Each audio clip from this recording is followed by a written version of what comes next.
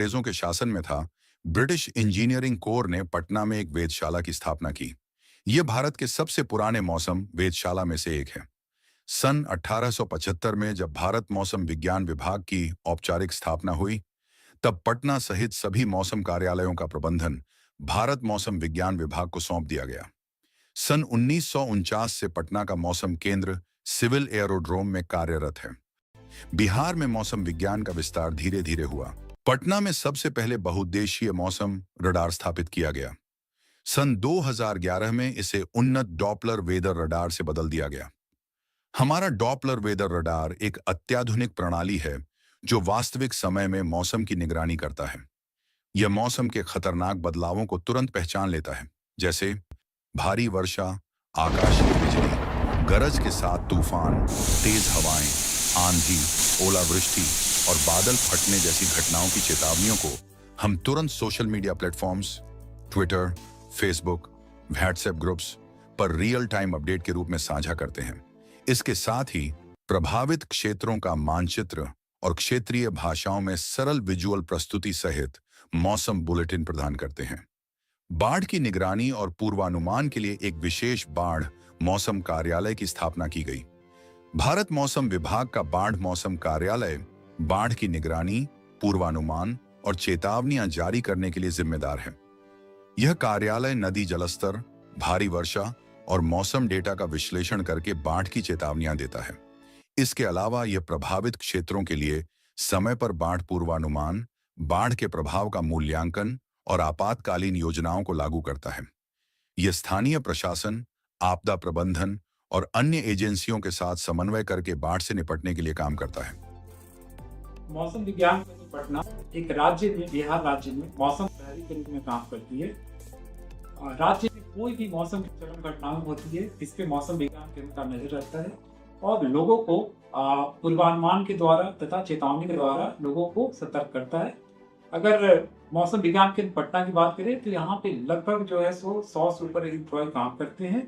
साथ ही साथ हमारे पास एक हाईटेक रडार लगा हुआ है जिसको हम लोग कहते हैं डॉपलर वेदर रडार, जो कि 2011 में इसे फंक्शनल किया गया था, जिससे राज्य से लगभग 500 किलोमीटर तक पटना से हम लोग पूरे जो भी थंडरस्टॉर्म प्लेटफॉर्म होते हैं उस पर नजर रखते हैं तथा तत्कालीन पूर्वानुमान इसके द्वारा हम लोग जारी किया करते हैं। हाल ही में अगर मौसम विज्ञान केंद्र पटना की बात करें तो एक सबसे बड़ी उपलब्धि ये हुई कि WMO के द्वारा जो है सेंटिनल ऑब्जर्विंग स्टेशन के रूप में मान्यता दी गई है, जिसका मतलब है कि 100 साल से ऊपर जो है हमारे पास रिकॉर्ड है पटना ऑब्जर्वेटरी में मेट्रोलॉजिकल ऑब्जर्वेशन का। श्रेष्ठ मौसम केंद्र पुरस्कार मौसम केंद्र पटना को 2023 में मिला। यह पुरस्कार सेवाओं में उत्कृष्टता और उपलब्धियों को मान्यता देने के लिए दिया जाता है। यह पुरस्कार उन केंद्रों को प्रदान किया जाता है जो निम्नलिखित क्षेत्रों में उत्कृष्टता प्रदर्शित करते हैं: सटीक पूर्वानुमान, नई प्रौद्योगिकी और अनुसंधान, आपदा प्रबंधन में समर्थन, सार्वजनिक जागरूकता और शिक्षा, और क्षेत्रीय तथा राष्ट्रीय योगदान। वर्तमान सेवाएं आज मौसम केंद्र पटना और इसके उप कार्यालय गया, पूर्णिया, भागलपुर और वाल्मीकि नगर में स्थित हैं। ये केंद्र न केवल बिहार बल्कि पड़ोसी राज्यों झारखंड, पश्चिम बंगाल, उत्तर प्रदेश की भी सेवा करते हैं। भारत मौसम विज्ञान विभाग की सेवाओं को राज्य में और अद्यतन और उन्नत बनाने के लिए मौसम विज्ञान केंद्र पटना का अनुसंधान विंग लगातार काम कर रही है, जिसमें हाल की महत्वपूर्ण उपलब्धियों की बात करें तो लाइटनिंग जैसे चरम घटनाओं का वल्नरेबिलिटी असेसमेंट तथा फ्लड जैसी आपदाओं का और भी उन्नत फोरकास्टिंग पे ये काम करे कि आज के आधुनिक युग के कृत्रिम बुद्धिमत्ता पे भी ये विंग लगातार काम कर रही है तथा लो विजिबिलिटी जैसे घटनाओं जो एविएशन सर्विसेज के लिए महत्वपूर्ण है उसके पूर्वानुमान के लिए भी लगातार काम कर रही है और ये हायर स्टेजेस में चल रहे हैं। इसके अलावा बात करें कि राज्य में मौसम आधारित बीमारियों का पूर्वानुमान तथा उसके एनालिसिस पे भी काम कर रही है, जो कि राज्य सरकार के विभिन्न अंगों के साथ मिलकर काम कर रही है तथा कई बीमारियों का थ्रेशोल्ड कैलकुलेट भी किया जा चुका है। ये मौसम विज्ञान विभाग की राज्य के प्रति प्रतिबद्धता को दर्शाती है। भारत मौसम विभाग के 150 वर्ष पूरे होने के शुभ अवसर पर मौसम केंद्र पटना द्वारा 18 दिसंबर 2024 को एक स्टेक होल्डर मीट का आयोजन किया गया। ये मीट मौसम केंद्र पटना के प्रमुख श्री आशीष कुमार, वैज्ञानिक तथा भारतीय मौसम विभाग के महानिदेशक डॉक्टर मृत्युंजय महापात्रा के नेतृत्व और देखरेख में संपन्न हुई। इस महत्वपूर्ण कार्यक्रम में 30 से अधिक उपयोगकर्ताओं ने भाग लिया और अपने विचार प्रस्तुत किए। कार्यक्रम के मुख्य अतिथि श्री सम्राट चौधरी, माननीय उप मुख्यमंत्री बिहार सरकार रहे। एक महत्वपूर्ण अंग है मौसम, और मौसम की जानकारी देने वाला उससे भी ज्यादा महत्वपूर्ण।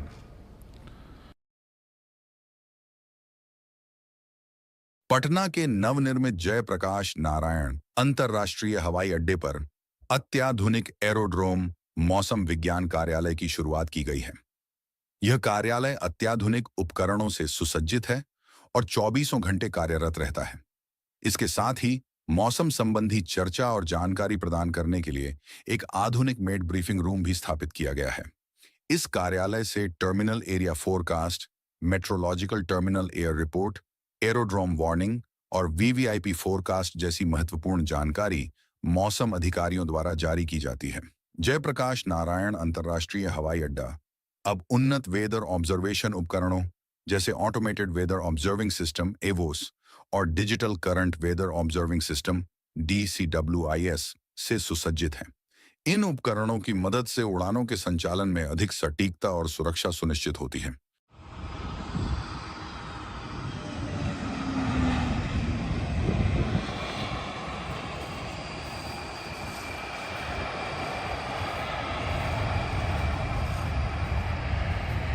आज मौसम विज्ञान केंद्र पटना अत्याधुनिक तकनीक और समर्पित कर्मचारियों के साथ जनता को सटीक मौसम जानकारी प्रदान कर रहा है।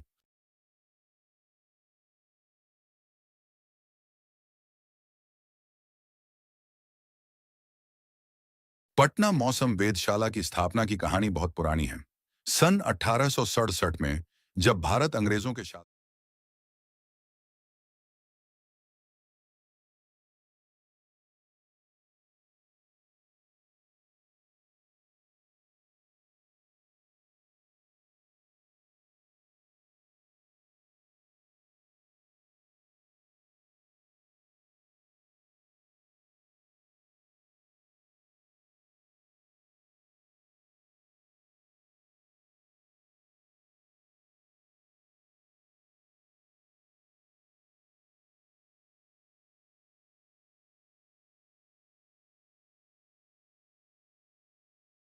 के साथ ही भारत की आध्यात्मिकता और आस्था का प्रतीक है।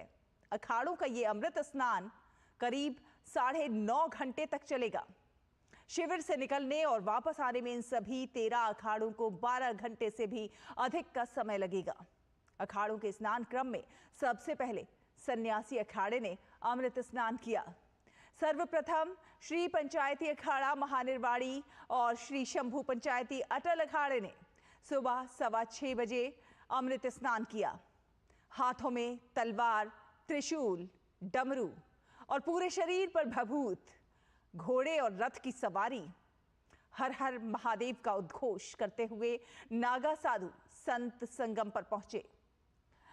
साधुओं ने धर्म ध्वज को प्रणाम किया और अमृत स्नान किया। इसके बाद श्री तपोनिधि पंचायती, श्री निरंजनी अखाड़ा और श्री पंचायती अखाड़ा आनंद ने सुबह 7:05 पर अमृत स्नान किया। इसके बाद सुबह 8 बजे श्री पंचदशनाम जूना अखाड़ा और श्री पंचदशनाम आवाहन अखाड़ा और श्री पंचाग्नि अखाड़ा के साधुओं ने अमृत स्नान किया। इसके पश्चात बैरागी अखाड़ा स्नान के लिए संगम के घाट पर उतरेगा।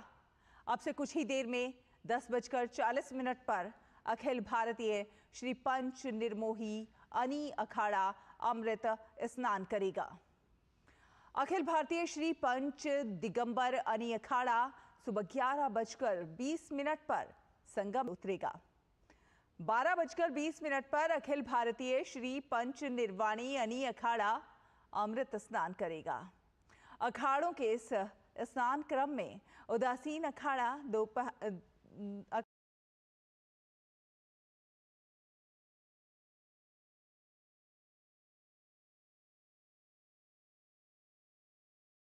अखाड़ा तीसरे नंबर पर है। दोपहर 1:15 पर श्री पंचायती नया उदासीन अखाड़ा अमृत स्नान करेगा। श्री पंचायती अखाड़ा बड़ा उदासीन निर्वाण दोपहर 2:20 पर अमृत स्नान करेगा। श्री पंचायती निर्मल अखाड़ा दोपहर 3:40 पर अमृत स्नान करेगा। तो महाकुंभ में अमृत स्नान जारी है। आज दिन भर अलग अलग अखाड़ों का अमृत स्नान चलेगा। सुबह से ही अमृत स्नान शुरू हो गया है। तो महाकुंभ का यह आयोजन न केवल देश विदेश से आए भक्तों के लिए आध्यात्मिक ऊर्जा का स्रोत बन गया है, बल्कि ये सांस्कृतिक धरोहर का भी जीवंत उदाहरण प्रस्तुत कर रहा है। पहले अमृत स्नान के अवसर पर श्रद्धालुओं की अपार भीड़ देखने को मिली है।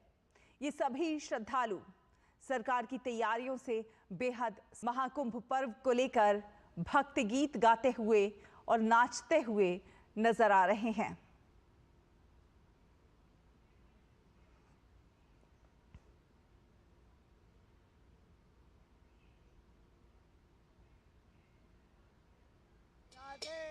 जय जय राधे राधे राधे राधे बोलो राधे राधे राधे राधे राधे राधे बोलो राधे राधे। गंगा मैया की जय, गंगा मैया की जय, जय जय राधे राधे बोलो राधे राधे राधे श्याम जय जय राधे।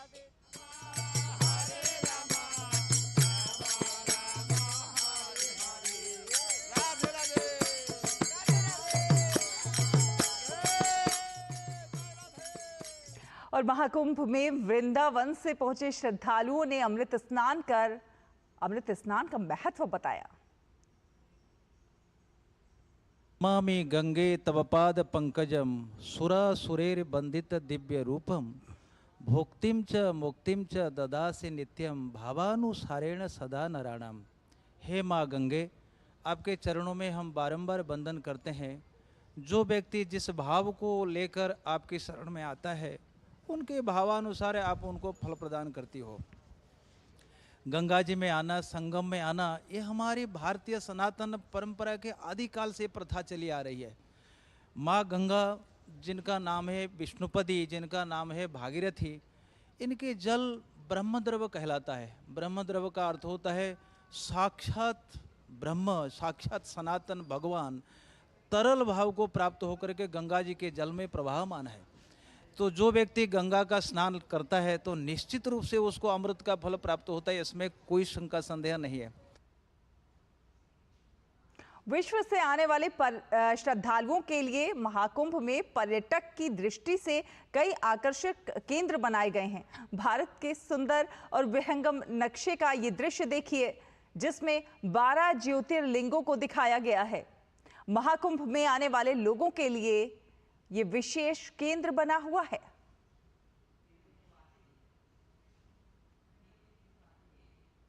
और संगम तट पर डीडी न्यूज संवाददाता ने साध्वी निरंजन ज्योति से महाकुंभ के अवसर पर अमृत स्नान के महत्व के बारे में विशेष बातचीत की। आज पहले अमृत स्नान पर आस्था का जनसैलाब उमड़ा है। अखाड़े जा रहे हैं स्नान करने के लिए। तमाम सारे साधु सन्यासी अपने सजे हुए रथों पे सवार हैं। यहाँ पर यशों का भी जत्था देखा जा सकता है। तमाम सारे सन्यासी यहाँ पर हैं। हम कुछ लोगों से बात कराना चाहेंगे। अमृत स्नान है, कैसा महसूस कर रहे हैं, कितना महत्व होता है? देखिए, इस महाकुंभ और अन्य महाकुंभ में फर्क रहा है, क्योंकि 144 साल बाद ही यह संयोग बना है और वो महाकुंभ फिर 144 साल बाद आएगा। पहले नहीं थे, अब बाद में नहीं होंगे हम लोग, लेकिन हम लोग सौभाग्यशाली हैं। ये जनसैलाब बता रहा है कि इस कुंभ का कितना बड़ा महत्व है। पूरे विश्व के लोग यहाँ त्रिवेणी में डुबकी लगाने आ रहे हैं। ये मकर संक्रांति का कुंभ एक अद्भुत भव्य और दिव्य कुंभ है। आप देख रहे हैं कि सर ही सर दिखाई पड़ रहे हैं। लोग जितना हमारी सनातन संस्कृति पर आघात करने का प्रयास करते हैं, ये जनता बता रही है, ये यूथ बता रहा है कि हम सनातन धर्म की कितनी गहरी जड़ें हैं। मैं सभी को इस महाकुंभ की शुभकामना देती हूँ, मकर संक्रांति की शुभकामना देती हूँ। बहुत बहुत गंगा मैया की जय। तो आस्था का जन सैलाब उमड़ा हुआ है। आज महाकुंभ में अखाड़ों का स्नान हो रहा है और बिल्कुल इस अमृत बेला में तमाम सारे साधु संतों के साथ आम जन भी स्नान कर रहे हैं। कैमरामैन रामजी वाजपेयी के साथ विकास सिंह, डीडी न्यूज, प्रयागराज। और देश भर में आज मकर संक्रांति का पर्व धूमधाम से मनाया जा रहा है। अलग अलग राज्यों से आए श्रद्धालुओं ने धर्म नगरी हरिद्वार की हर की पौड़ी पहुंचकर आस्था की डुबकी लगा रहे हैं। पश्चिम बंगाल के गंगा सागर में श्रद्धालुओं का सैलाब उमड़ पड़ा है। वहीं कोलकाता के बाबू घाट और साउथ परगना के घाट में भी श्रद्धालुओं ने स्नान किया। सुबह से ही श्रद्धालु स्नान, दान और मठ मंदिरों में दर्शन पूजन कर रहे हैं। धार्मिक मान्यताओं के अनुसार जो लोग प्रयागराज नहीं जा पाते वो पवित्र नदियों में डुबकी लगाकर पुण्य लाभ प्राप्त करते हैं।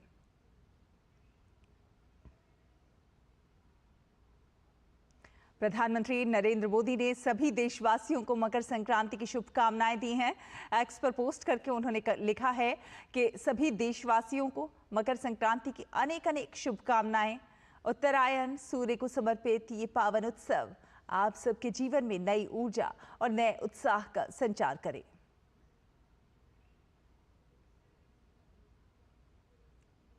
प्रधानमंत्री नरेंद्र मोदी ने संक्रांति पर्व के अवसर पर आयोजित कार्यक्रम में भाग लिया। केंद्रीय मंत्री जी किशन रेड्डी के आवास पर कल आयोजित इस कार्यक्रम में देश की सांस्कृतिक विरासत की एक खूबसूरत झलक देखने को मिली। इस दौरान पारंपरिक उत्सव और सांस्कृतिक कार्यक्रम का भी आयोजन हुआ।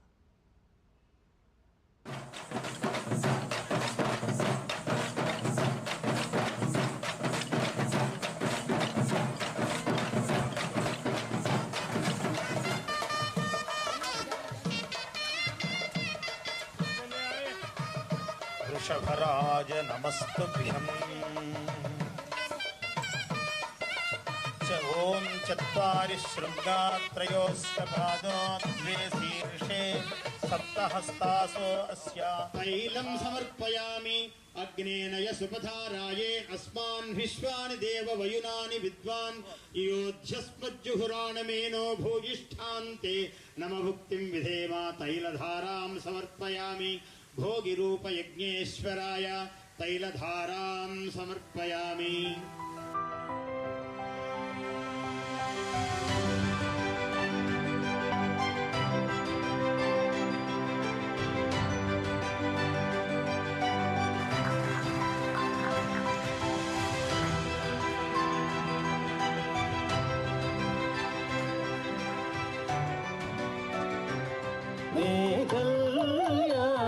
शोभन संक्रांति संबर विरवचनु पल्ले सीमల భవ్యకాంతి సని పైరుల మానేల తల్లి పసిడి పంటలను మాకు సగినది పచ్చని పైరుల మానేల తల్లి పసిడి పంటలను మాకు సగినది రైతే రాజై కష్టే ఫల్యం।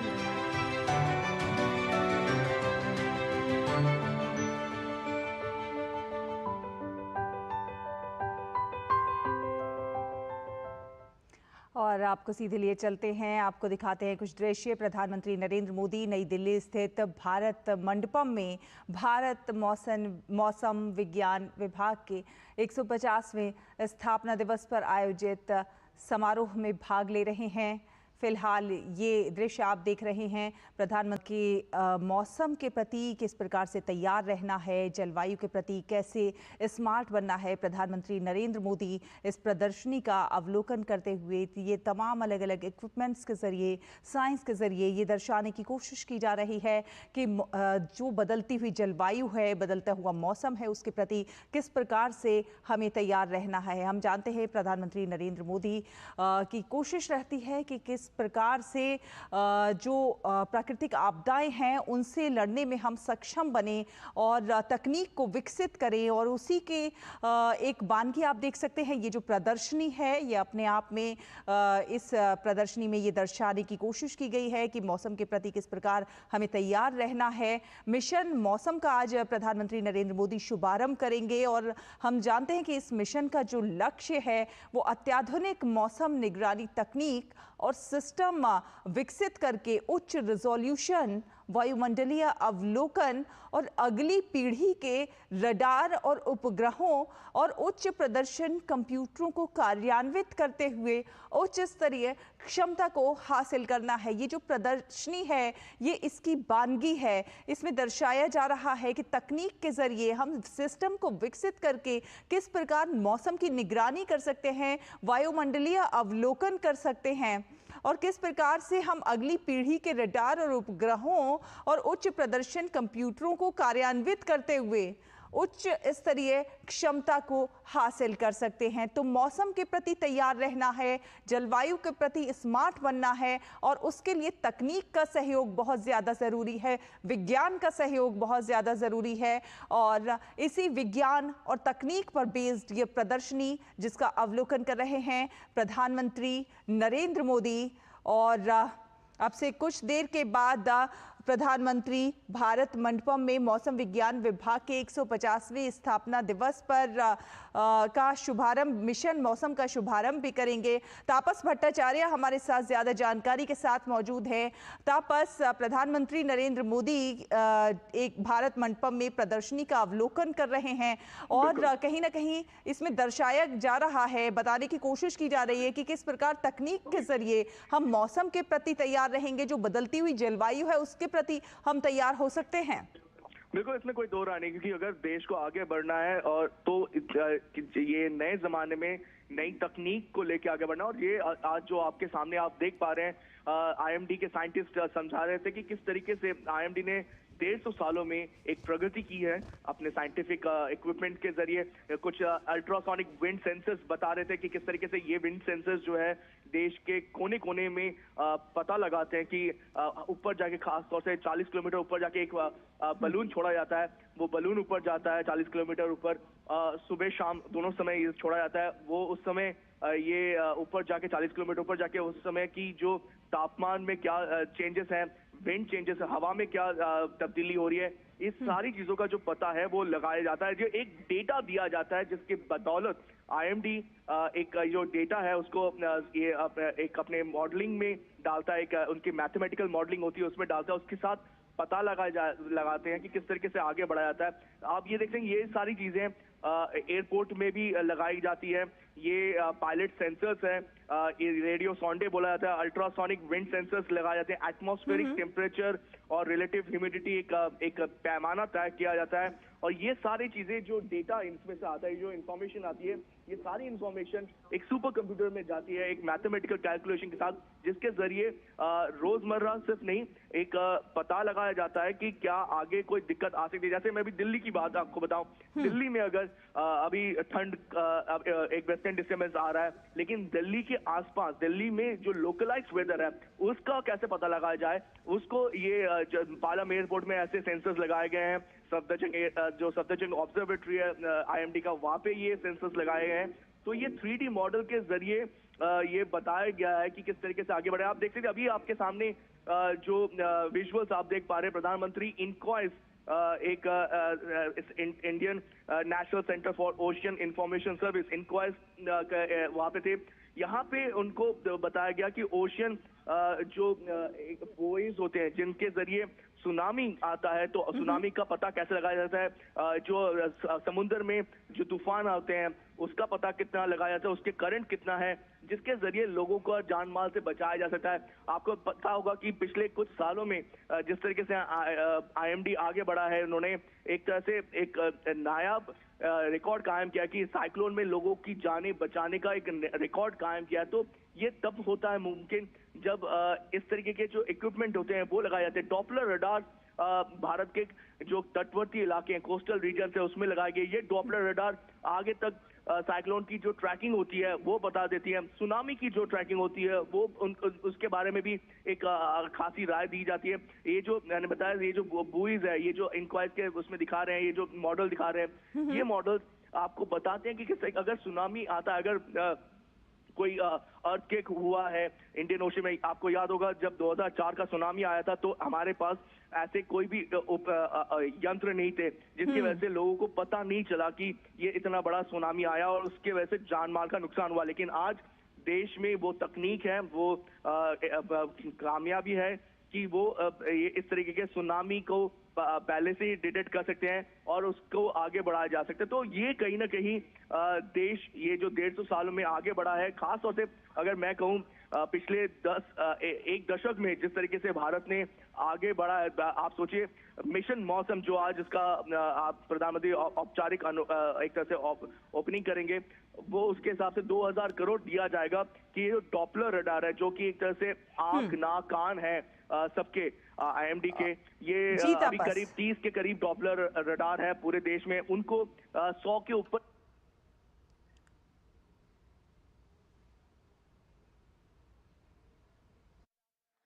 Through a progressive, strong, self-reliant India. नमस्कार सर, आपका बहुत-बहुत स्वागत है. Ladies and gentlemen, we also extend a very warm welcome to Honorable Minister of State for Earth Sciences, Dr. Jitendra Singh, as he graces the dais. Let's extend a warm welcome to him. And we also extend a very warm welcome to Ms. Celeste Saulo, Secretary General, World Meteorological Organization. Let's extend a round of applause and welcome her. देवियों और सज्जनों, आज हम सब यहाँ एकत्र हुए हैं एक ऐतिहासिक अवसर का हिस्सा बनने के लिए, भारतीय मौसम विज्ञान विभाग की 150वीं वर्षगांठ और स्थापना दिवस. It is truly my honor to welcome you all to this historic and momentous occasion, the 150th Foundation Day of the Indian Meteorological Department. And today we celebrate a century and a half of excellence, innovation, and unwavering service to the nation. Today, indeed, is a historic day as IMD celebrates its 150th anniversary, very fittingly on Makar Sankranti, marking the end of winter season and beginning of sun's northward journey. Today's celebration coincides with the festive mood of the entire nation, ladies and gentlemen. And we are very, very grateful for the presence of the Honorable Prime Minister of India, Shri Narendra Modi ji, who has been an enduring source of inspiration for progress and development. IMD's 150-year journey has been marked by significant advancements in meteorological science and technology, beginning with cyclone warnings and monsoon forecasts during the British era, and has since evolved into a modern organization using advanced technology to provide vital services in weather forecasting, climate research, and disaster management. With that, एक बार फिर हम बहुत-बहुत आभारी हैं हमारे माननीय प्रधानमंत्री जी के. Thank you very much, sir. आपकी सोच, आपका समर्पण और आपका दृढ़ निश्चय हमें एक सशक्त, आत्मनिर्भर और प्रगतिशील भारत की ओर प्रेरित करता है. और इसी के साथ अब मैं बुलाना चाहूँगी the esteemed Secretary of the Ministry of Earth Sciences, Dr. M. Ravichandran, पृथ्वी विज्ञान मंत्रालय के सचिव डॉक्टर M. रविचंद्रन से सादर अनुरोध करती हूँ कि वे कृपया आदरणीय प्रधानमंत्री जी का स्मृति चिन्ह भेंट कर स्वागत सम्मान करें, अभिनंदन करें. Ladies and gentlemen, as a token of our gratitude and admiration for his unwavering dedication to the nation's progress, may I request the respected Secretary, sir, to kindly present a memento to the Honorable Prime Minister of India, Shri Narendra Modi ji. And with that, sir, I request you to please present a token of our appreciation and gratitude to the Honorable Minister of State for Earth Sciences, Dr. Jitendra Singh ji, whose leadership continues to guide us forward.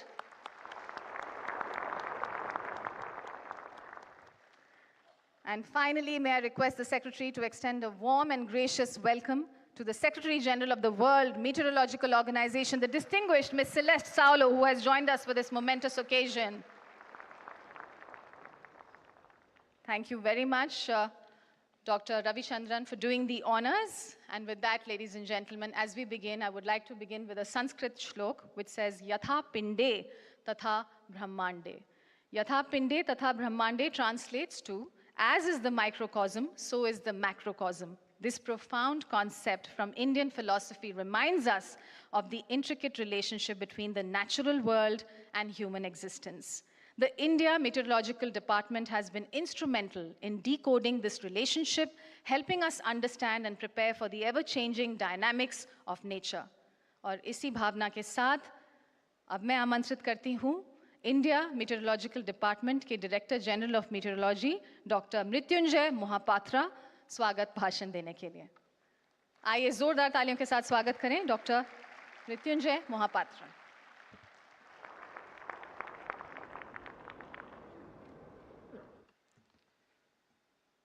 Namaskar. Honorable Prime Minister of India, Shri Narendra Modi ji, Honorable Minister of Earth Sciences, Dr. Jitendra Singh ji, Honorable Secretary General of World Meteorological Organization, Professor Celeste Saulo, distinguished invitees, my colleagues and friends. On behalf of India Meteorological Department, the Ministry of Earth Sciences, and on my personal behalf, I am honored to extend a warm welcome to the Honorable Prime Minister.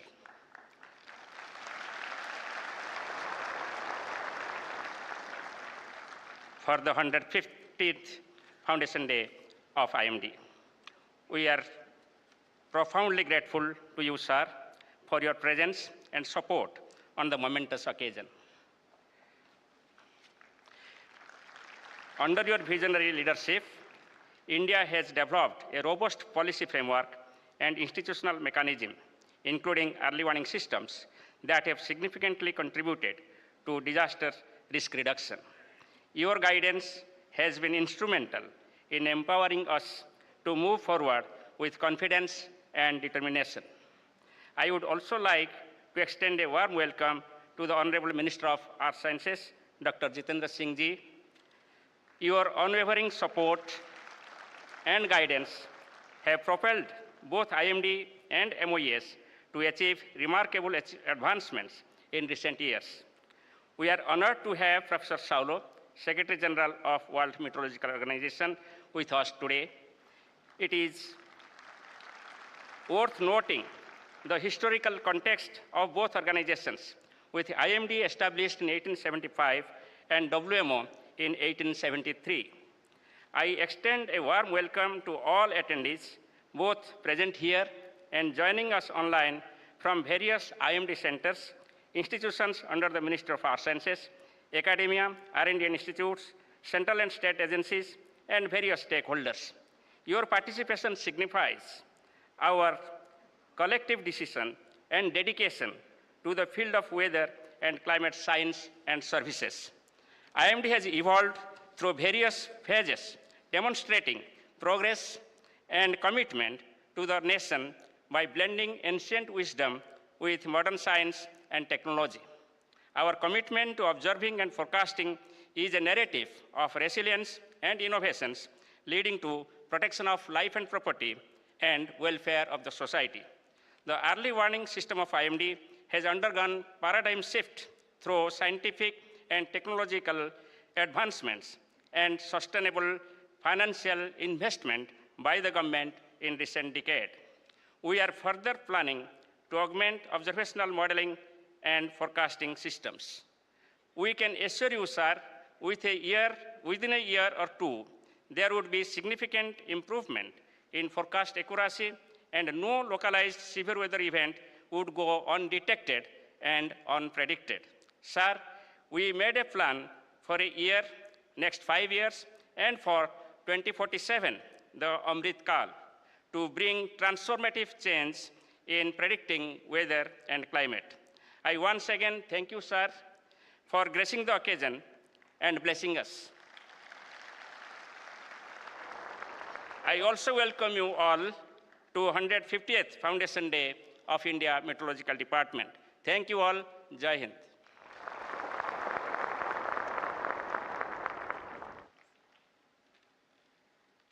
Thank you very much, sir, for setting the context.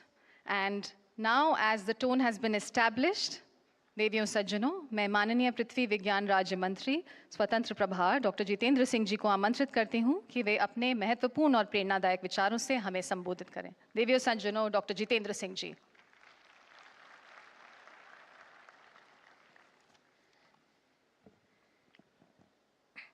परमादरणीय प्रधानमंत्री जी, secretary general world meteorological organization, secretary ministry of earth sciences government of India, director general India meteorological department, आज से meteorological department अर्थात भारतीय मौसम विभाग की स्थापना हुई थी। तब की अंग्रेज सरकार ने शायद ये महसूस किया कि India being land of diversities, जहाँ एक ही समय में यहाँ अनेकों भिन्न भिन्न भाषाएं बोली जाती हैं, भिन्न भिन्न लिबास पहने जाते हैं, भिन्न भिन्न खान पान का सेवन होता है, उसी प्रकार एक ही समय में भिन्न भिन्न मौसम भी पाए जाते हैं। कहीं बर्फबारी तो कहीं बरसात, कहीं जाड़े की कड़ी ठंड तो कहीं तेज़ गर्मी की लू, कहीं बाढ़ तो कहीं सूखा। और उसी दौरान इत्तेफाक से पूर्वोत्तर में एक भयानक तूफान भी आया हुआ था। इस सब के चलते 15 जनवरी 1875 को इस विभाग की स्थापना की गई और उसी के उपलक्ष्य में on the eve of the 150th birth anniversary आज ये आयोजन किया गया है। आदरणीय प्रधानमंत्री जी ने अपने बहुमूल्य समय में से कुछ एक क्षण निकाल कर हमारे बीच रह करके न केवल देश भर में IMD के फैले हुए कर्मियों की हौसला अफजाई की है, बल्कि दुनिया भर में ये संदेश भी गया है कि आज का भारत हर प्रकार की चुनौती का सामना करने को तैयार है, चाहे वो क्लाइमेट कंसर्न हो, डिजास्टर प्रिपेयर्डनेस हो, ग्लोबल वार्मिंग हो, और न केवल सामना करने बल्कि हर चुनौती का समाधान खोजने की भी क्षमता रखता है और दूसरे देशों के साथ जानकारी साझा करके उनके साथ सहयोग करने में भी सक्षम है।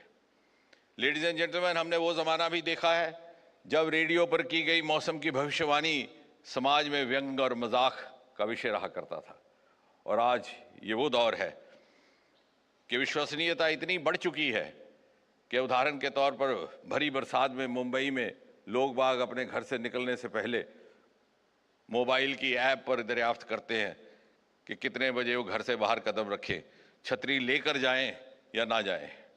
और इतना ही नहीं, ऐसे भी परिवार हैं शादी ब्याह के समय 3-4 विकल्पित तिथियां निकाली जाती हैं और फिर डेट फाइनलाइज करने से पहले IMD के साथ परामर्श होता है। Ladies and gentleman, in the last 10 years there has been a 50%, and I repeat 50% rise in the accuracy of weather forecast. सन 2014 के बाद प्रधानमंत्री श्री नरेंद्र मोदी जी के नेतृत्व में एक सिनर्जाइज्ड इकोसिस्टम विकसित किया गया। Our installations today are no longer confined only to the IMD centers. We have installations in the space, installations in the sea, installations on the land. और यदि आप आंकड़ों की बात करें तो 2014 से पहले देश भर में रेडियो रडार नेटवर्क की संख्या थी केवल 15, आज वो दुगने से बढ़ करके हो चुकी है 39। यदि आप ऑटोमेटेड वेदर स्टेशंस की बात करें तो सन 2014 में उसकी संख्या थी 700, आज दुगने से भी अधिक बढ़ करके हो गई है 1500। यदि आप बैलून रेडियो सोंडे की बात करें जो 30 मीटर तक प्रिसीशन रखता है तो 2014 में संख्या थी 43, आज बढ़कर के हो गई 56। यदि आप नाउकास्ट सुविधा की बात करें जो अगले 3 घंटे का इमीडिएट वेदर फोरकास्ट करता है तो सन 2014 में ये सुविधा उपलब्ध थी देश के केवल 120 शहरों में, आज 10 गुना बढ़ करके 1200 शहरों में। और सन 2017 में एक नई सुविधा प्रारंभ की गई, एक्सटेंडेड फोरकास्ट, यानी हर बृहस्पतिवार को अगले 2 सप्ताह का एक्यूरेट फोरकास्ट दिया जा सके ताकि आप अपना कैलेंडर अकॉर्डिंगली प्लान कर सके।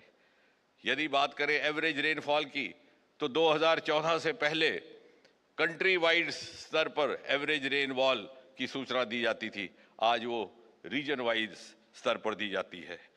और यदि बात करें डॉपलर वेदर रडार्स की तो आज सब सिटी स्तर तक मुंबई, चेन्नई और दिल्ली जैसे शहरों में इंस्टॉल कर दिए गए हैं।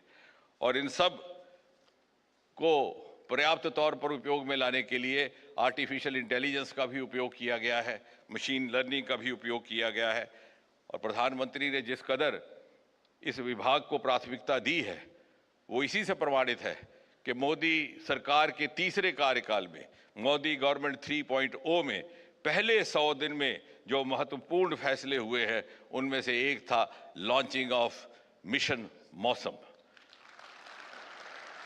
अपने में एक अद्भुत इनिशिएटिव मिशन मौसम aims to provide world-class facility less to none other in the world. Mission Mawsam aims to create a weather-ready India, a climate-smart India. Weather-ready India means India ready to face any weather change or challenge, foreseen or unforeseen. And climate-smart India means no longer India which is not taken seriously for climate concerns, but an India which lays down goals in climate concerns for others to follow. और इसी 100 दिन में दो और जो महत्वपूर्ण फैसले हुए हैं वो भी कहीं ना कहीं इसी विभाग के प्रयासों को सप्लीमेंट करते हैं। उनमें से एक नेशनल रिसर्च फाउंडेशन के लिए 50,000 करोड़ रुपए की राशि निर्धारित करना और स्पेस स्टार्टअप्स के लिए 1,000 करोड़ रुपए का वायबिलिटी फंड। आज सूचना का माध्यम केवल रेडियो और टीवी तक सीमित नहीं, हमारे पास वेबसाइट्स भी हैं, हमारे पास SMS की भी प्रावधान है और व्हाट्सएप ग्रुप्स भी हैं एंड डेडिकेटेड सेक्टर्स के लिए अलग अलग सुविधाएं, उदाहरण के तौर पर agriculture sector, defence sector, aviation sector. और जहां तक पड़ोसी देशों का संबंध है, केवल वेदर का फोरकास्ट ही नहीं किया जा रहा, उनके साथ फ्लैश फ्लड्स की भी सूचना साझी की जाती है, एवेलांचेस की भी, साइक्लोन्स की भी, ग्लेशियर लेक आउटबर्स्ट की भी। प्रधानमंत्री जी, आपको ये जान करके खुशी होगी कि भारत के कुछ ऐसे IMD सेंटर्स हैं जो विश्व ख्याति प्राप्त कर चुके हैं। उनमें से एक है हमारा श्रीनगर का इंडिया मेट्रोलॉजिकल सेंटर, जो 100 साल से भी अधिक पुराना है और जिसे वर्ल्ड मेट्रोलॉजिकल ऑर्गेनाइजेशन, जिसकी अध्यक्ष यहाँ पर हमारे बीच में मौजूद है, उनकी ओर से सेंटिनियल सेंटर की उपाधि दी गई है। और इसलिए अंत में मैं केवल इतना कहूँगा कि under prime minister Modi the mantra is no longer what the weather will be tomorrow, but the mantra today is what the weather will do tomorrow. And our aim is to manage strategies to handle the impact created by what the weather will do tomorrow. And therefore, I have the confidence to say on the eve of the 150th anniversary of IMD that India, and the message should go loud and clear across the world, that India today is on the verge of emerging as a global power as far as its meteorological capabilities are concerned, and thereby also contribute hugely to the making of Viksit Bharat 2047. बहुत बहुत धन्यवाद, शुक्रिया।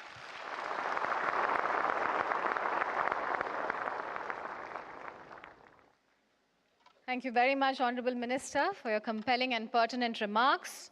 And with that, ladies and gentlemen, it is my privilege to request and invite Ms. Celeste Saulo, Secretary General of the World Meteorological Organization, to share her inspiring remarks with all of us. Let us welcome Ms. Celeste Saulo, ladies and gentlemen.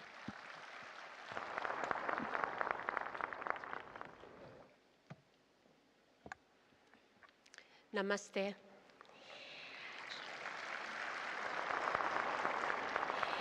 Shri Narendra Modi, Honorable Prime Minister of India, Dr. Chitendra Singh, Honorable Minister of State and Minister of Earth Sciences, Dr. Ravi Chandran, Secretary at the Ministry of Earth Sciences, Dr. Mohapatra, Director General of Meteorology at the India Meteorological Department, distinguished guests, esteemed colleagues, friends, ladies and gentlemen. On behalf of the World Meteorological Organization, it is my honor to extend my warmest greetings and heartfelt congratulations to IMD on this extraordinary milestone, the celebration of its 150th anniversary. Established in 1875, IMD stands as a testament to India's pioneering spirit in meteorological science. For 150 years, it has served as a cornerstone of weather observation, forecasting, and research across the Indian subcontinent. This legacy of dedication and innovation has enhanced India's resilience and contributed greatly to the global good. IMD plays a fundamental role in disaster risk reduction by protecting communities from extreme weather events. Its expertise also supports key sectors such as agriculture, water resource management, energy, tourism, aviation, and public health. The commitment to public service resonates deeply with WMO core mission of ensuring a safer and more resilient world for all. The socioeconomic benefits that result from these targeted meteorological and climate services are huge. And my message today is that investment in national meteorological and hydrological services is a win for everyone. This is something that India can be proud of. The 150th anniversary milestone also reflects the unwavering dedication and brilliance of generations of scientists, researchers, and staff who have served IMD with passion and purpose. Their tireless efforts have not only strengthened India's meteorological capabilities, but have also enriched the global scientific community. At this juncture, I would like to say a special word about the essential role of an Indian female scientist who was a pioneer. Anna Mani, born in 1918, advanced to becoming Deputy Director General of IMD. She excelled in a male-dominated profession and was a role model for female meteorologists all over the world.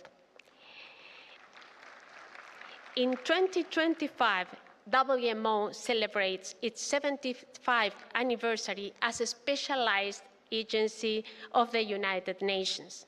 When I look at WMO photos in 1950s and compare them with today, I realize how far we have traveled towards gender parity, but also how far we still have to go. As a founding member of WMO since 1950, India has been an invaluable partner in WMO's programs.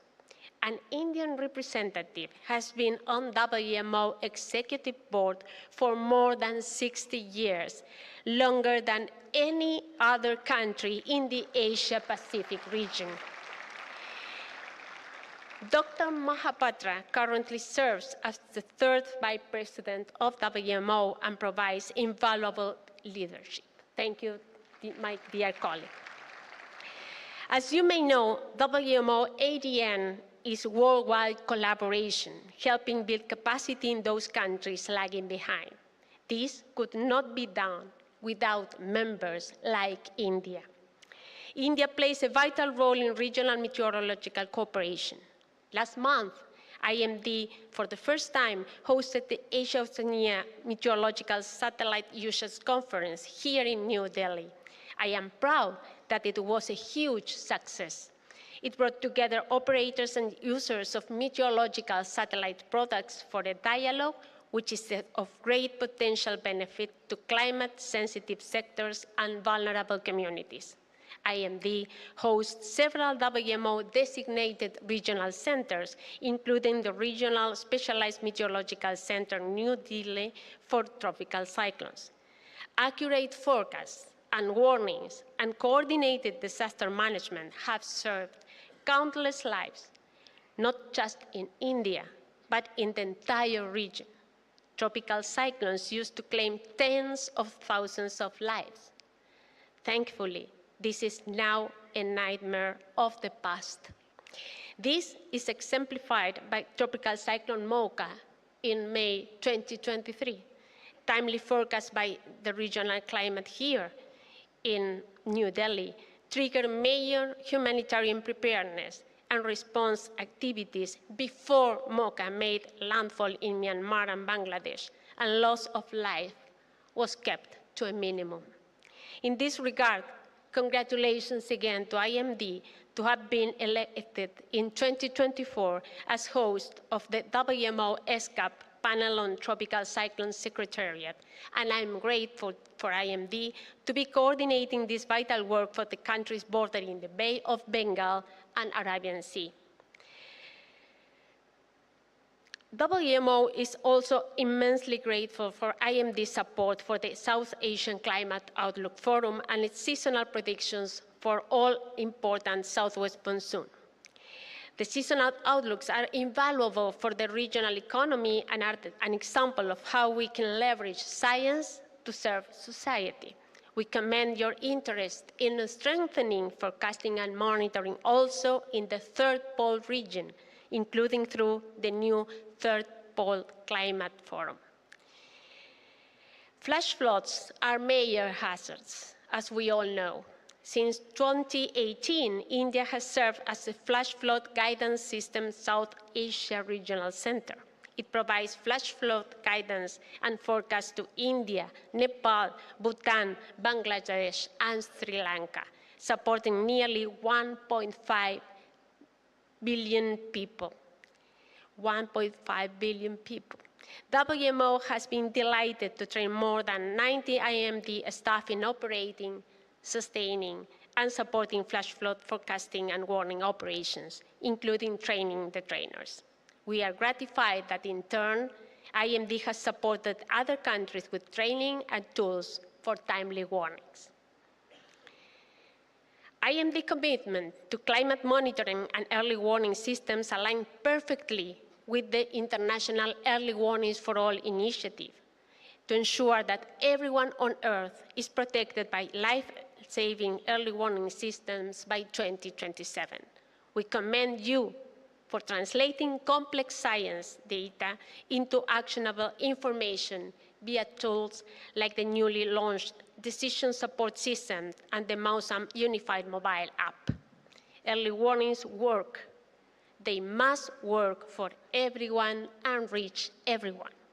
IMD and Indian experts share this expertise through their active participation in the working group and expert teams of our technical commissions and regional associations, and such make invaluable contributions to our WMO community. This celebration comes at a crucial moment for the planet. Like many other countries, India had its hottest year on record in 2024. The country suffered prolonged extreme heat, which greatly impacted human health, agriculture, water supply, and energy supplies. Heavy monsoon rains caused disruption and death, and we saw with tragic landslides in Kerala in July. More recently, air pollution hit alarming and dangerous levels in many parts of the country. At global level, this was the warmest year on record, at about 1.55 degrees above the pre-industrial era. WMO announced last week that it is likely that 2024 is the first calendar year temporarily breach 1.5 degrees. Crossing 1.5 degrees in an individual year does not mean that the Paris Agreement is dead. But as we all know, it is in very grave danger. As WMO Secretary General, I repeatedly say that the climate crisis is closely interlinked with the inequality crisis.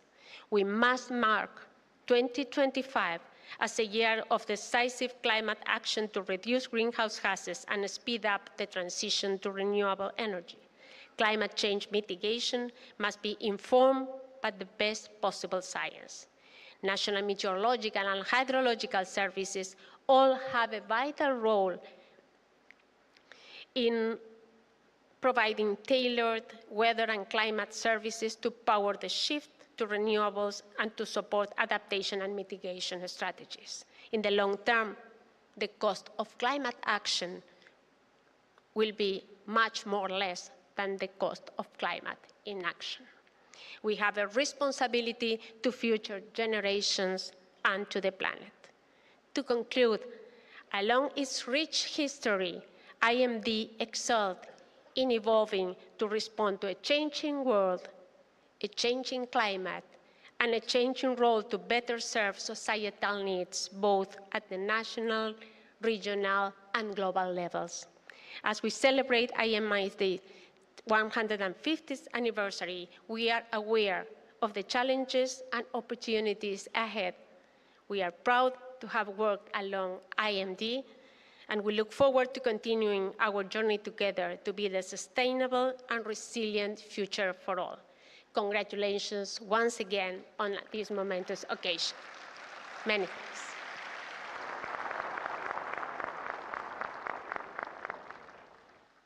Thank you very much, Madam, for rendering those enriching remarks. और अब देवियों और सज्जनों, भारतीय संस्कृति में हमारी धरोहर और उपलब्धियों को यादगार बनाने के लिए विभिन्न प्रतीकों का उपयोग सदियों से होता आ रहा है।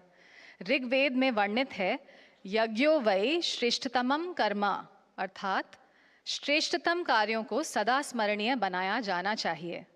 आज भारतीय मौसम विज्ञान विभाग की 150वीं वर्षों की महान यात्रा को स्मरणीय बनाने के लिए हम एक विशेष कस्टमाइज्ड माई स्टैम्प के विमोचन का साक्षी बनने जा रहे हैं, जिसे डाक विभाग द्वारा तैयार किया गया है। Throughout history, symbols have been used to honor remarkable achievements and preserve legacies. Today, to celebrate 150 years of the India Meteorological Department, a customized My Stamp is being unveiled.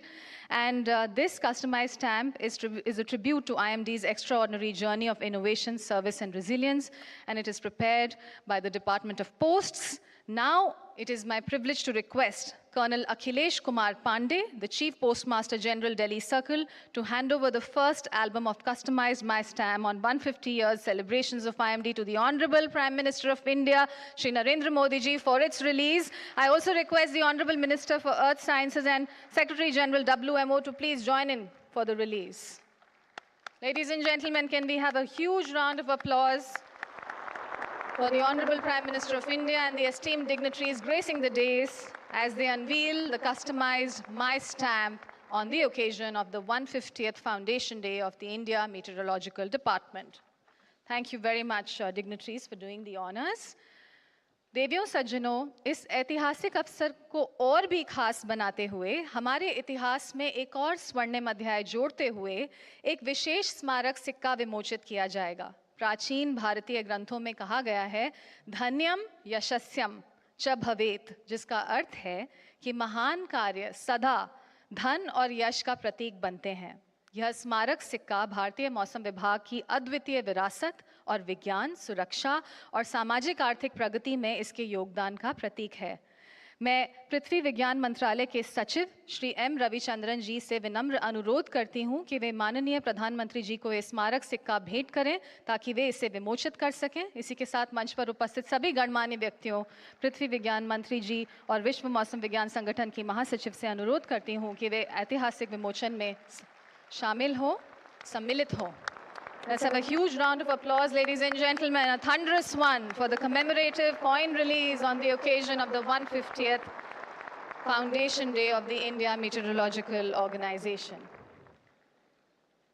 Thank you very much once again. With that, ladies and gentlemen, as we celebrate 150 years of the India Meteorological Department's remarkable legacy, we take immense pride in reflecting on its journey from its establishment in 1875 to becoming a world-class institution known for its advancements in weather forecasting, climate research, and disaster management.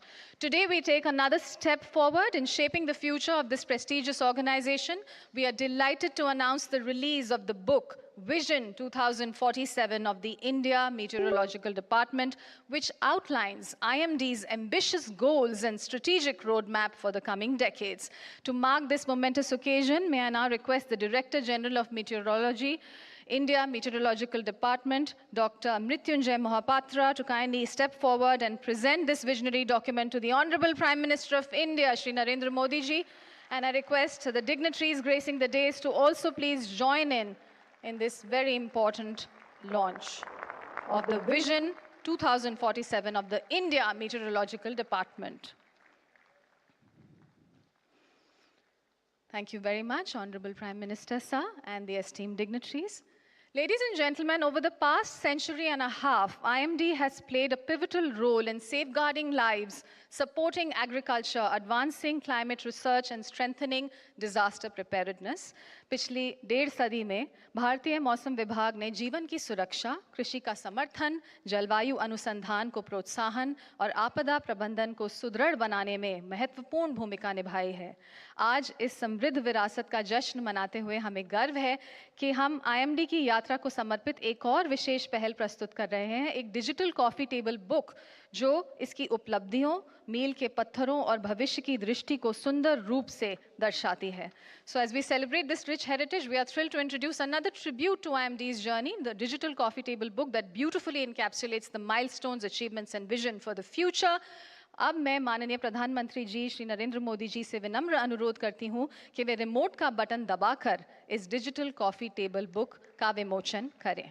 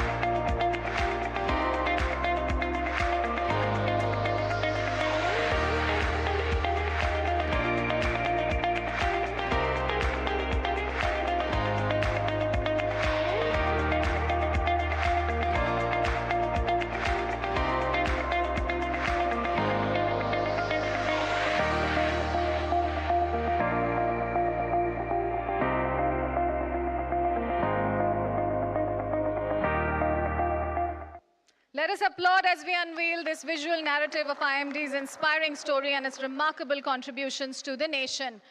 Ladies and gentlemen, we are now indeed honored to witness the launch of a transformative initiative, Mission Mausam. The Honorable Minister of State for Earth Sciences, Dr. Jitendra Singh Ji, also alluded to it.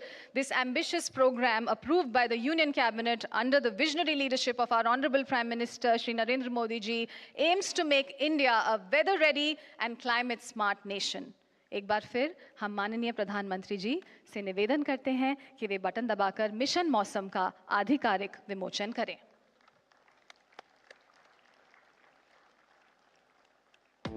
India is a land of diverse weather and climate, where each region reflects its unique geographical features. From the snow-clad Himalayas to the arid Thar Desert, the tropical southern coasts to the cyclone-prone east, this diversity poses both a natural splendor and complexity in understanding and predicting weather.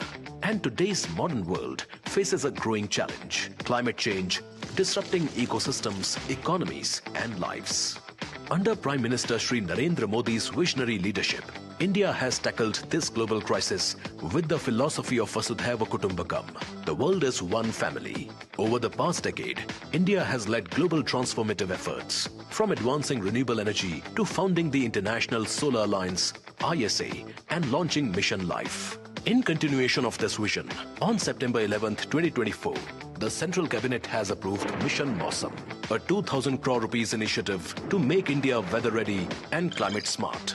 Mission Mausam uses cutting-edge tech, observing systems such as Doppler radars, vertical profilers, fusion of physics-based numerical models and data-driven AI models, and supercomputers to revolutionize forecasting at various locations and time periods, from nowcast, that is short-term real-time predictions, to seasonal predictions.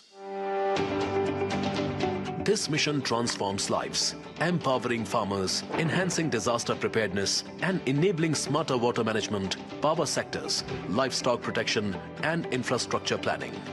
Special focus is on vulnerable regions like the Himalayan region, with tailored systems to tackle cloudbursts, floods, and landslides, safeguarding lives and infrastructure.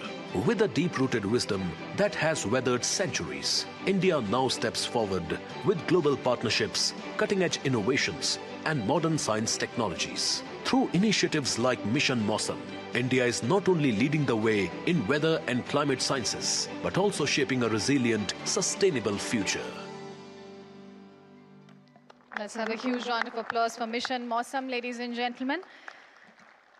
देवियों सज्जनों, भारत के यशस्वी प्रधानमंत्री श्री नरेंद्र मोदी जी का ये नेतृत्व ही है जिसने हमारे देश को एक नई ऊंचाई तक पहुंचाया है। उनका अद्वितीय दृष्टिकोण और अथक परिश्रम न केवल भारत को आत्मनिर्भर बना रहा है, बल्कि वैश्विक मंच पर भी हमारी पहचान को और मजबूत करते जा रहा है। प्रधानमंत्री जी के प्रयासों से विज्ञान और प्रौद्योगिकी के क्षेत्र में भारत ने अकल्पनीय प्रगति की है। उनके नेतृत्व में पर्यावरण और जलवायु परिवर्तन जैसे ज्वलंत विषयों पर राष्ट्र ने ठोस कदम उठाए हैं और भारतीय मौसम विज्ञान विभाग भी इसी दिशा में अपनी भूमिका को और मजबूत कर रहा है। हम सभी के लिए यह गर्व और प्रेरणा का क्षण है कि माननीय प्रधानमंत्री जी आज हमारे बीच हैं। देवियों और सज्जनों, ये मेरा सौभाग्य है कि मैं हमारे माननीय प्रधानमंत्री जी से आग्रह कर रही हूं कि वे इस ऐतिहासिक अवसर पर अपना संबोधन देकर हमें प्रेरित करें, अपने आशीर्वचनों से हमें कृतार्थ करें। Ladies and gentleman, the honourable prime minister of India Shri Narendra Modi ji.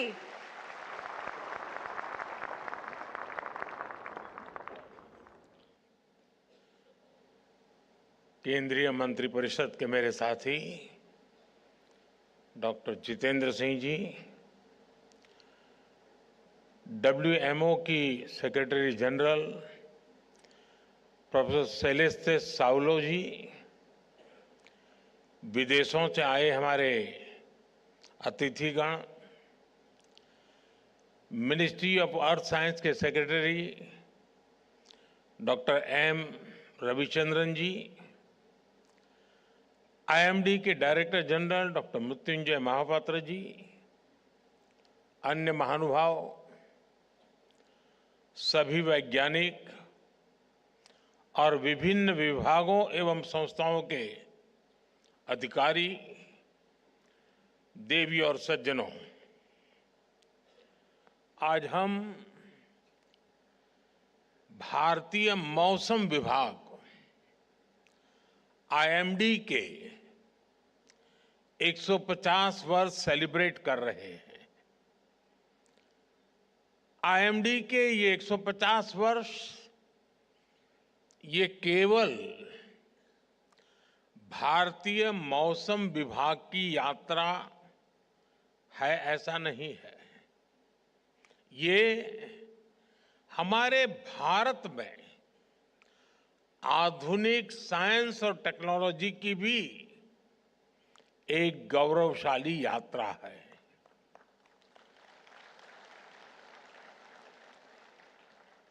IMD ने इन 150 वर्षों में न केवल करोड़ों भारतीयों की सेवा की है, बल्कि भारत की वैज्ञानिक यात्रा का भी प्रतीक बना है। इन उपलब्धियों पर आज डाक टिकट और विशेष कॉइन भी रिलीज किया गया है। 2047 में जब देश आजादी के 100 साल मनाएगा, तब भारतीय मौसम विभाग का स्वरूप क्या होगा, इसके लिए विजन डॉक्यूमेंट भी जारी हुआ है।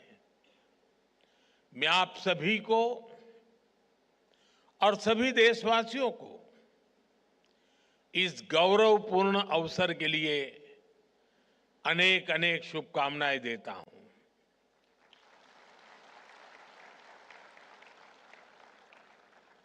IMD ने 150 वर्षों की इस यात्रा से युवाओं को जोड़ने के लिए नेशनल मीटियोलॉजिकल ओलंपियाड का आयोजन भी किया था।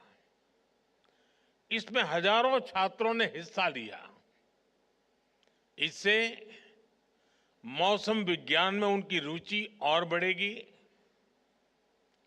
मुझे अभी इसमें से कुछ युवा मित्रों से बातचीत करने का अवसर मिला और आज भी मुझे बताया गया कि हाँ, देश के सभी राज्यों के हमारे युवा यहाँ मौजूद है। मैं उनको विशेष रूप से बधाई देता हूँ इस कार्यक्रम में रुचि लेने के लिए। इन सभी प्रतिभागी युवाओं और विजेता छात्रों को भी बहुत बहुत बधाई। साथियों, 1875 में भारतीय मौसम विभाग की स्थापना मकर संक्रांति के ही करीब 15 जनवरी को हुई थी। भारतीय परंपरा में मकर संक्रांति का कितना महत्व है, ये हम सब जानते हैं।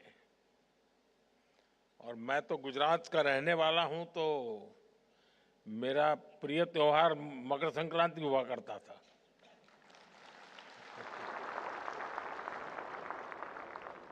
क्योंकि आज गुजरात के लोग सब छत पर ही होते हैं और पूरा दिन पतंग का मजा लेते हैं।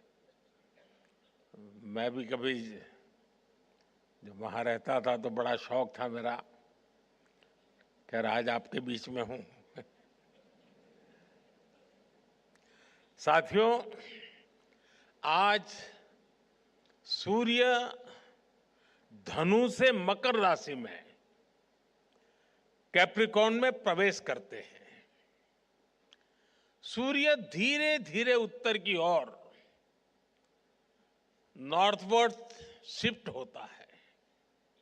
हमारे यहां भारतीय परंपरा में इसे उत्तरायण कहा जाता है। नॉर्दर्न हेमिस्फीयर में हम धीरे धीरे बढ़ती हुई सनलाइट को महसूस करने लगते हैं। खेतीबाड़ी के लिए, फार्मिंग के लिए तैयारियां शुरू हो जाती हैं और इसलिए ये दिन भारतीय परंपरा में इतना अहम माना गया है। उत्तर से दक्षिण, पूरब से पश्चिम, भिन्न भिन्न सांस्कृतिक रंगों में इसे सेलिब्रेट किया जाता है। मैं इस अवसर पर सभी देशवासियों को मकर संक्रांति के साथ जुड़े अनेक विविध पर्वों की भी बहुत बहुत बधाई देता हूं। साथियों, किसी भी देश के वैज्ञानिक संस्थानों की प्रगति साइंस के प्रति उसकी जागरूकता को दिखाती है।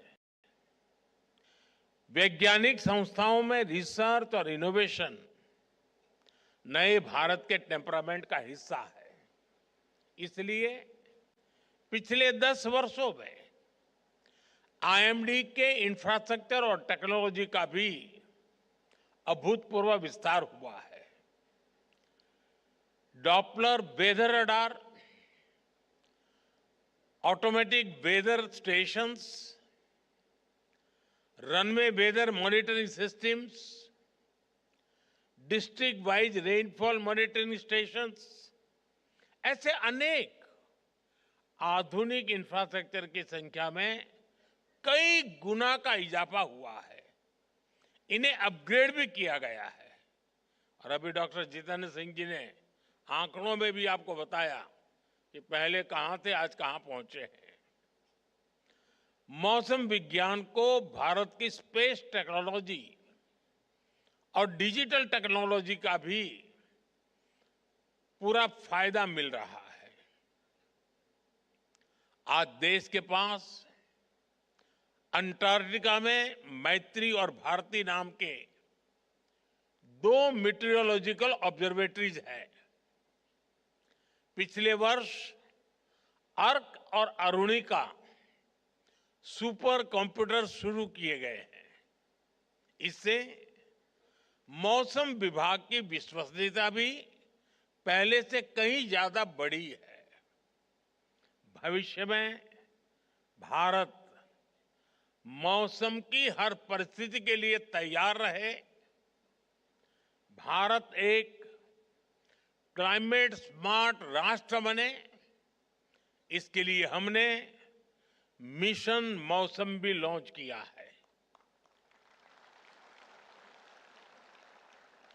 मिशन मौसम सस्टेनेबल फ्यूचर और फ्यूचर रेडीनेस को लेकर भारत की प्रतिबद्धता का भी प्रतीक है। साथियों, साइंस की प्रासंगिकता केवल नई ऊंचाइयों को छूने में नहीं है। विज्ञान तभी प्रासंगिक होता है जब वो सामान्य से सामान्य मानवी के जीवन का और उसके जीवन में बेहतरी का, ईज ऑफ लिविंग का माध्यम बने। भारत का मौसम विभाग इसी कसौटी पर आगे है। मौसम की जानकारी सटीक हो और वो हर व्यक्ति तक पहुंचे भी। भारत में इसके लिए आईएमडी ने विशेष अभियान चलाए। अर्ली वार्निंग फॉर ऑल सुविधा की पहुंच आज देश की 90% से ज्यादा आबादी तक हो रही है। कोई भी व्यक्ति किसी भी समय पिछले 10 दिन और आने वाले 10 दिन के मौसम की जानकारी ले सकता है। मौसम से जुड़ी भविष्यवाणी सीधे व्हाट्सएप पर भी पहुंच जाती है। हमने मेघदूत मोबाइल ऐप जैसी सेवाएं लॉन्च की, जहां देश की सभी स्थानीय भाषाओं में जानकारी उपलब्ध होती है। अब इसका असर देखिए।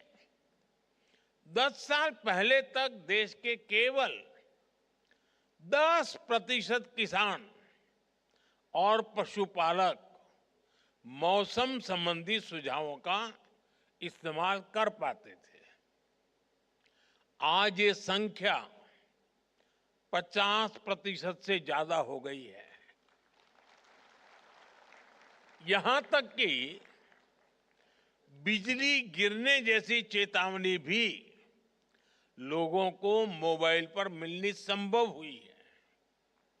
पहले देश के लाखों समुद्री मछुआरे जब समंदर में जाते थे तो उनके परिवारजनों की चिंता हमेशा बढ़ी रहती थी, अनहोनी की आशंका बनी रहती थी।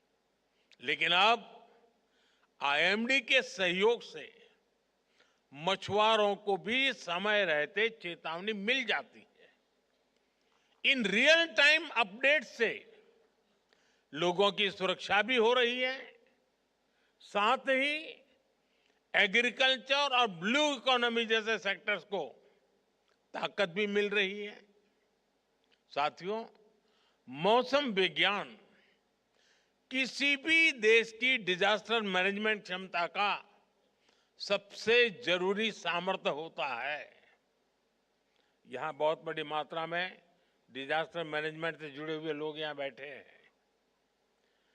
प्राकृतिक आपदाओं के प्रभाव को मिनिमाइज करने के लिए हमें मौसम विज्ञान की एफिशिएंसी को मैक्सिमाइज करने की जरूरत होती है। भारत ने लगातार इसकी अहमियत को समझा है। आज हम उन आपदाओं की दिशा को मोड़ने में कामयाब हो रहे हैं जिन्हें पहले नियति कहकर छोड़ दिया जाता था। आपको याद होगा 1998 में कच्छ के कांडला में चक्रवाती तूफान ने कितनी तबाही मचाई थी। उस समय बड़ी संख्या में लोग मारे गए थे। इसी तरह 1999 में उड़ीसा के सुपर साइक्लोन की वजह से हजारों लोगों को जान गंवानी पड़ी थी। बीते वर्षों में देश में कितने ही बड़े बड़े साइक्लोन आए, आपदाएं आई, लेकिन ज्यादातर में हम जान हानि को जीरो या मिनिमल करने में सफल हुए।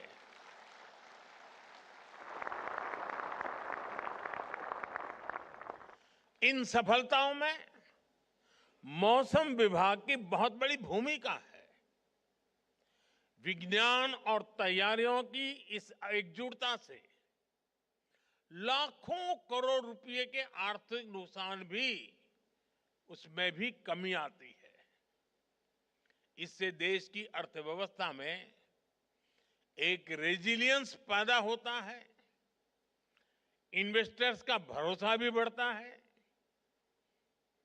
और मेरे जैसे तो बहुत फायदा होता है। कल मैं सोनमर्ग में था।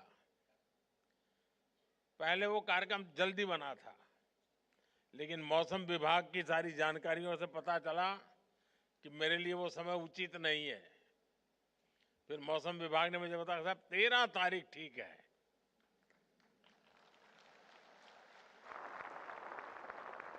अब कल मैं वहां गया, -6 डिग्री टेम्परेचर था, लेकिन पूरा समय जितना मैं समय वहां रहा, एक भी बादल नहीं था, सारी धूप खिली हुई थी। ये मौसम विभाग की सूचना के कारण इतनी सरलता से मैं कार्यक्रम करके लौटा। साथियों, साइंस के क्षेत्र में प्रगति और उसके पूरे पोटेंशियल का इस्तेमाल, ये किसी भी देश की ग्लोबल इमेज का सबसे बड़ा आधार होते हैं। आज आप देखिए, हमारी मीटियोलॉजिकल एडवांसमेंट के चलते हमारी डिजास्टर मैनेजमेंट कैपेसिटी बिल्ड हुई है। इसका लाभ पूरे विश्व को मिल रहा है। आज हमारा flash flood guidance system Nepal, Bhutan, Bangladesh और श्रीलंका को भी सूचनाएं दे रहा है। हमारे पड़ोस में कहीं कोई आपदा आती है तो भारत सबसे पहले मदद के लिए उपस्थित होता है। इससे विश्व में भारत को लेकर भरोसा भी बढ़ा है। दुनिया में विश्व बंधु के रूप में भारत की छवि और मजबूत हुई है। इसके लिए मैं आईएमडी के वैज्ञानिकों की विशेष तौर पर सराहना करता हूं। साथियों, आज आईएमडी के 150 वर्ष पर मैं मौसम विज्ञान को लेकर भारत के हजारों वर्षों के अनुभव, उसकी विशेषज्ञता की भी चर्चा करूंगा।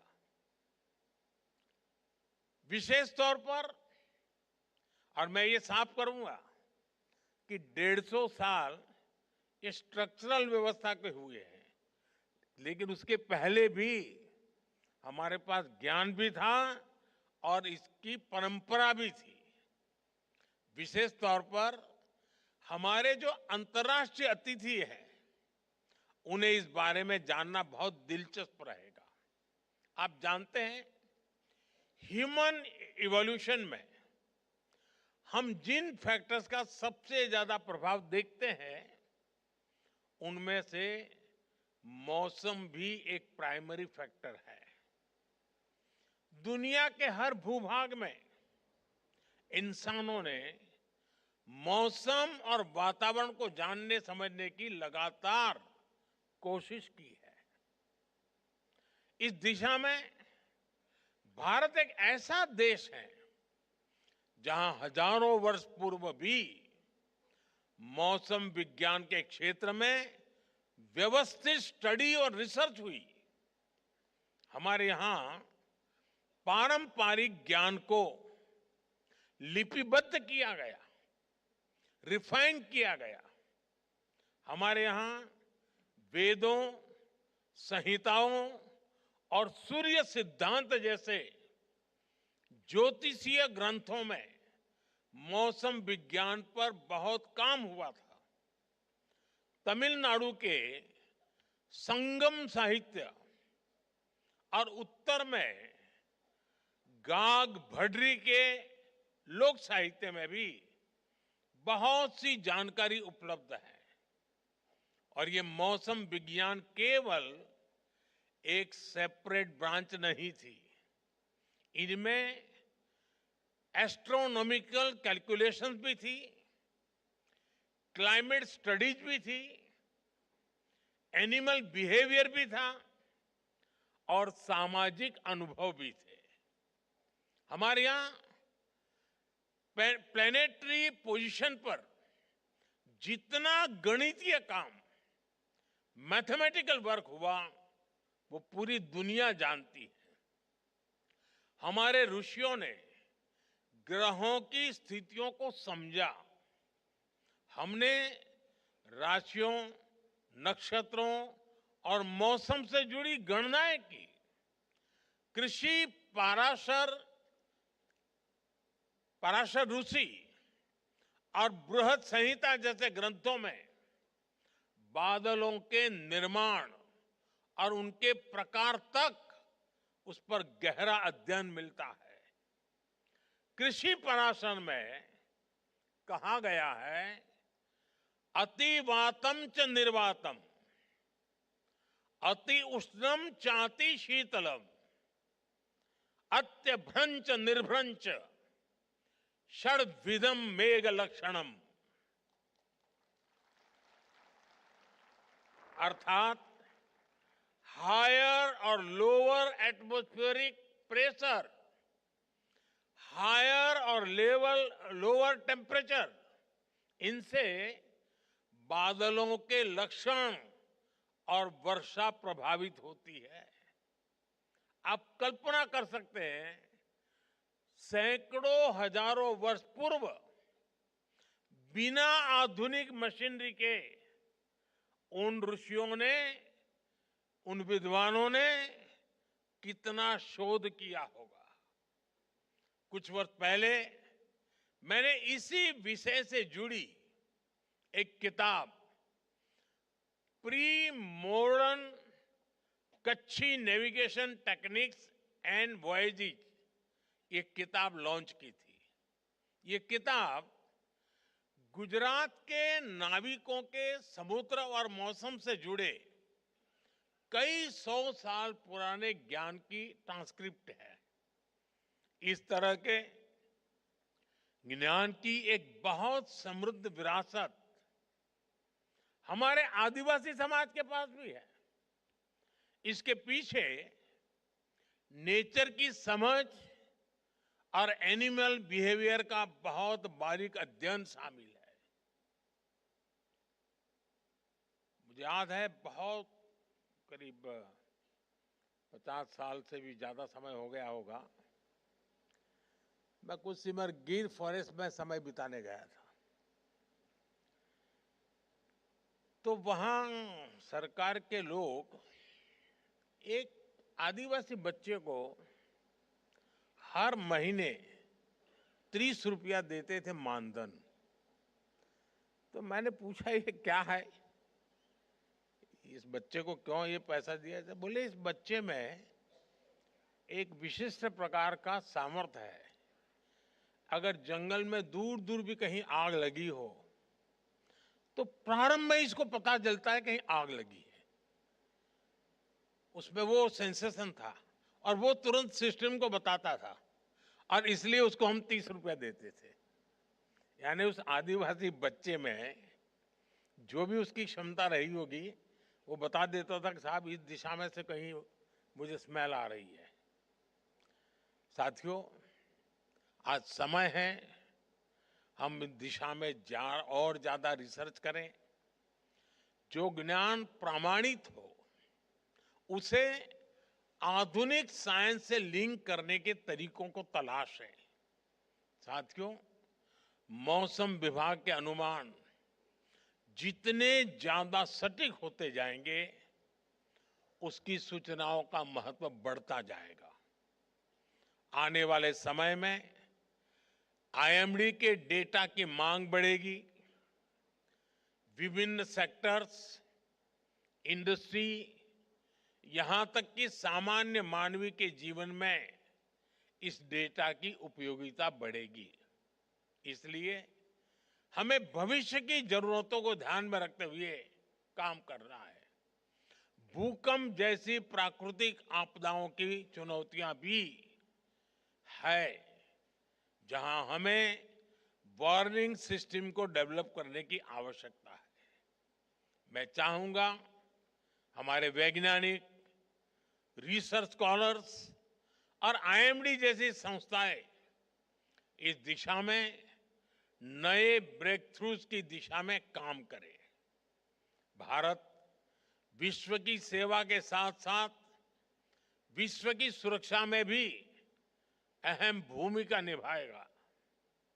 इसी भावना के साथ मुझे विश्वास है कि आने वाले समय में आईएमडी नई ऊंचाइयों को छुएगा। मैं एक बार फिर आईएमडी और मौसम विज्ञान से जुड़े सभी लोगों को 150 वर्षों की इस गौरवशाली यात्रा के लिए बहुत बहुत बधाई देता हूं। और इन 150 साल में जिन जिन लोगों ने इस प्रगति को गति दी है, वे भी उतने ही अभिनंदन के अधिकारी हैं। मैं उनका भी, जो हयात है, उनका अभिनंदन करता हूं। जो हमारे बीच नहीं है, उनका पुण्य स्मरण करता हूं। मैं फिर एक बार आप सबको बहुत बहुत धन्यवाद देता हूं।